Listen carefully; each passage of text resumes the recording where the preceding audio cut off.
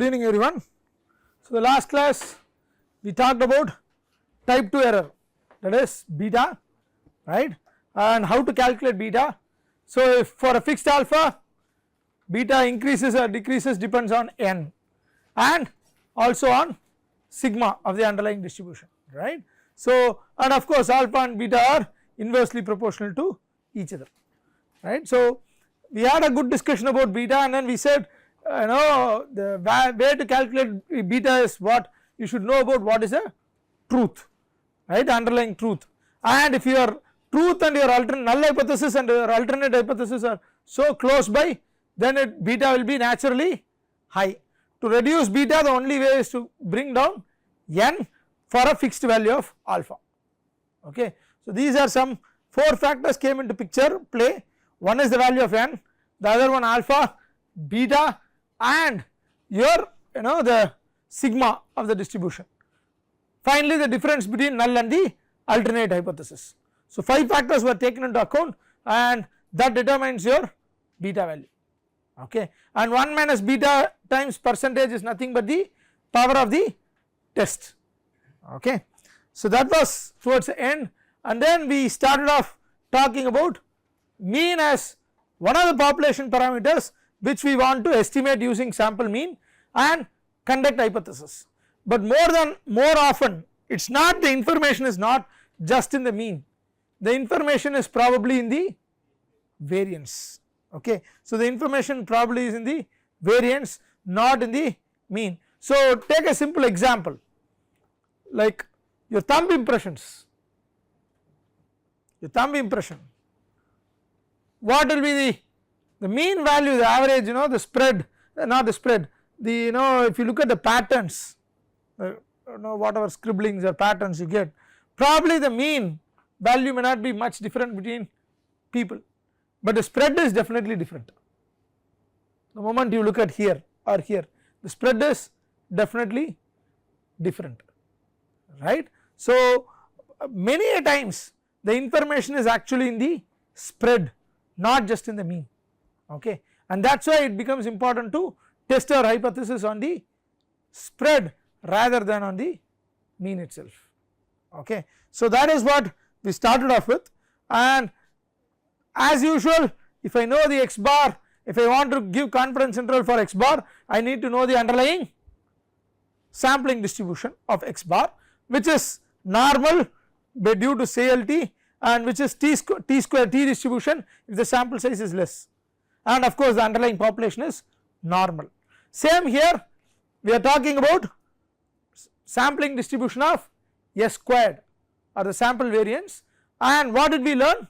Sum of squared normal random variables, sum of squared normal random variables follow chi-square distribution, that is all, okay. So that is what the idea is. So now the sampling distribution of S squared is chi-squared, under the underlying assumption is the population is normal, okay. If I make that assumption, then I have clearly this idea. So we have this chi-square equals to n minus 1 S squared by sigma squared, this is with n minus 1 degrees of freedom, and again n minus 1 because x bar is already estimated. So chi-square equals to n minus 1 S squared by sigma squared. So it is actually a ratio, if you look at, it is not like, unlike normal distribution, it is not plus or minus, it is a ratio, right, ratio of sample variance to the population variance is chi-squared, right, whereas in your CLT it is x bar minus mu, it is a subtraction, whereas this is a ratio. The ratio of S squared by sigma squared follows chi-square distribution, okay. So in other words, if I rewrite this, the confidence intervals I can give for sigma squared, we always give confidence intervals for sigma squared, so that also is a ratio. If you ask why is it a ratio and why not addition or subtraction like x bar, simple, the underlying sample distribution chi-square is a ratio, it is a ratio of sample variance to population variance. That is why the confidence intervals are also both the sides is a ratio. So, if you take confidence interval for mu, it is mu equals to x power plus or minus z alpha by 2 into sigma over root n, whereas here we are talking about a ratio. Sigma squared is between n minus 1 s squared by gamma chi squared with alpha by 2 or 1 minus alpha by 1 minus alpha or alpha. Remember, chi square is not a what? Symmetric distribution. So, you have to calculate alpha by 2 separately and 1 minus alpha by 2 separately for n minus 1 degrees of freedom. Okay. So, that is what this chi square and sampling variance is about. So, remember we talked about copier example, like I got 5 copiers, a person gets 5 copiers and then you had a mean value. Now, instead of a mean, the salesman also claims his copiers are more predictable. In that, the standard deviation of jams is only 125. In the sample copiers, the sample standard deviation is 157. So, he claims that, let us go back to this example. I think we had, yeah. So, this is the example. So, the average number of copies between jams. So, suppose copiers average 100,000 and the average number of copies which you get it from the sample is 100,987. Okay. So, salesman claims is are better and offers to leave 5 units for testing, right. So, in this case the mean number of copies between jams is 100,000, that is my null hypothesis, and the alternate hypothesis is not equal to or greater than 100,000. He claims it to be better. So, mu A is greater than 100,000, we did this. Now, we also add the standard deviation 157, right. Now, the sample standard deviation is 157 and what is his claim? His claim is 125. So, what is my null hypothesis?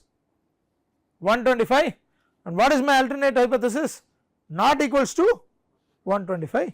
We can again create a test statistic n minus 1. So, here 4 degrees of freedom, n minus 1 chi squared s squared by sigma squared, it is 6.37. So, rejection criterion you can give. So, you do not reject the null hypothesis in this case, okay, because the moment you see the rejection criterion you will know that it is not, okay. So, you based on that you will be able to reject, or you have to have the table to look at it. So, I suggest you go through the chi square table, t distribution, how to look at it, including normal distribution. So far so good, shall we move on? So, this is about, okay. So, this is about chi squared. We have looked at proportions earlier. So, proportions is clear.